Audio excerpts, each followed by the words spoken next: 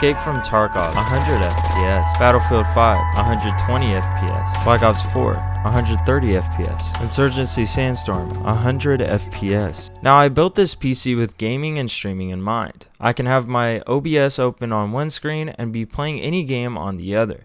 This PC is a complete beast, and the name of this PC is actually Ursa, named after the Star Wars main character in Rogue One. Now the setup itself, I'm rocking a lot of Corsair products. The case itself is a Crystal Series 460X RGB compact ATX mid-tower case made by Corsair, and the fans are RGB and you can change the color, as well as the keyboard, mouse, and headset. Those are all Corsair products as well, and you can change the color to any of your choosing. Now for the actual specs itself inside my PC, I'm rocking a Ryzen 7 1700 CPU, a GTX 1080 graphics card, and a Samsung Evo 960 SSD. Now for the motherboard itself, I'm using a X370 Taiachi. It is a RGB motherboard. It's not completely noticeable when you look at the case. Its lighting is kind of dim, but I like the motherboard. It's suited me well. It's helped me. When it comes to updating, it's a lot easier. All you got to do is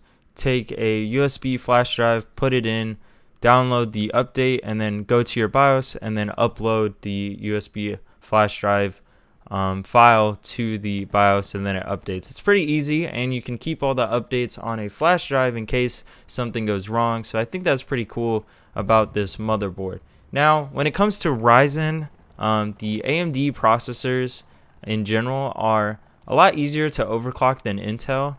When it comes to AMD, they kind of encourage you overclocking your system, even though you can mess up your computer, your PC itself, or just the components that you're overclocking. You can mess those up easily, but AMD kind of pushes a lot more than Intel for overclocking. I have not overclocked my CPU yet or any components in my computer, but I do plan on doing that quite soon. Now this PC is really good when it comes to recording and streaming at the same time, as well as playing a game close to ultra. I usually lower my graphics settings when I'm streaming. That way I have more FPS on the game side rather than on the stream side. I have OBS set up the way I want to where it doesn't really drop frames. It's usually the game that does, and that's something I might need to do when it comes to overclocking, just to get those extra frames back. But this PC is a complete beast. It was expensive when I built it. Some of the parts now are a lot cheaper since the next gen parts like the new NVIDIA graphics cards and the new AMD and Intel processors have come out. A lot of these parts should be a lot cheaper. It is still a high-end PC build, but it is a good long-lasting build, and that's why I built it, and that's why I'm showing you guys this build. I did change some things in the PC, but it's mainly looks rather than the components that are inside the PC. I mainly changed the looks and the layout of my setup to something I like, because I am starting to stream a lot more and make a lot more content.